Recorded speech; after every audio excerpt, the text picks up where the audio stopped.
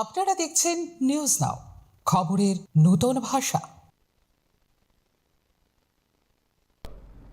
Agartala Radhanagar motor stand থেকে মোহনপুর সড়কে আচমকায় থমকে গেল পরিবহন ব্যবস্থা।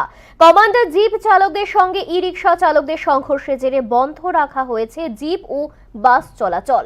ফলে চরম দুর্ভোগে পড়েছেন হাজার হাজার নিত্যযাত্রী। আগরতলা রাধানগর মোটর স্ট্যান্ড এবং মোহনপুর সড়কে শনিবার হঠাৎ করেই বন্ধ হয়ে যায় গণপরিবহন পরিষেবা। কমান্ডার জিপ চালক এবং টমটম তথা ই রিকশা চালকদের মধ্যে সংঘর্ষ ও মারপিটের ঘটনাকে কেন্দ্র করে এই অচলাবস্থার সৃষ্টি হয়। ঘটনার প্রতিবাদে কমান্ডার জিপ চালকরা রাস্তায় গাড়ির চাকা বন্ধ রাখার সিদ্ধান্ত নেন। তাদের আন্দোলনের প্রতি সমর্থন জানিয়ে বাস চালকরাও গাড়ি চালানো থেকে বিরত থাকেন। ফলে আগরতলা থেকে মোহনপুর, সিমনা, খোয়াই, কমলপুর সহ বিভিন্ন রুটে যান চলাচল কার্যত স্তব্ধ হয়ে পড়ে।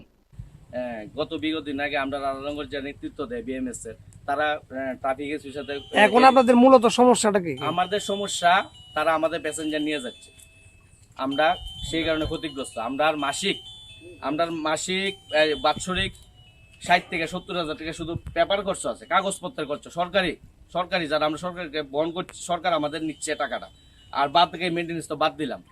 আমাদের রুটের গাড়ি আমরা নিজে প্যাসেঞ্জার নিতে পারবো না। আর তারার দাবি, তারা ইকফাইট থেকে প্যাসেঞ্জার নেবে, তারা হোলি ক্রস কলেজ থেকে প্যাসেঞ্জার নেবে, তারা মোহনপুর থেকে নেবে, হরিণচিমনি থেকে, তারা মানে একদম অদৃষ্ট করে তুলেছে অনিজ্য যারা।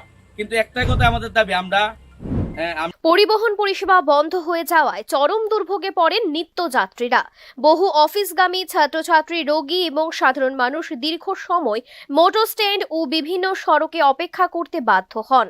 অনেকেই বিকল্প যানবাহনের খোঁজে হিমশিম খান। ঘটনার খবর পেয়ে প্রশাসন এবং পুলিশ পরিস্থিতি নিয়ন্ত্রণে উদ্যোগী হয়। তবে শেষ খবর পাওয়া পর্যন্ত চালকদের আন্দোলন চলছিল এবং যান চলাচল স্বাভাবিক করার চেষ্টা অব্যাহত ছিল। Bureau report, news now.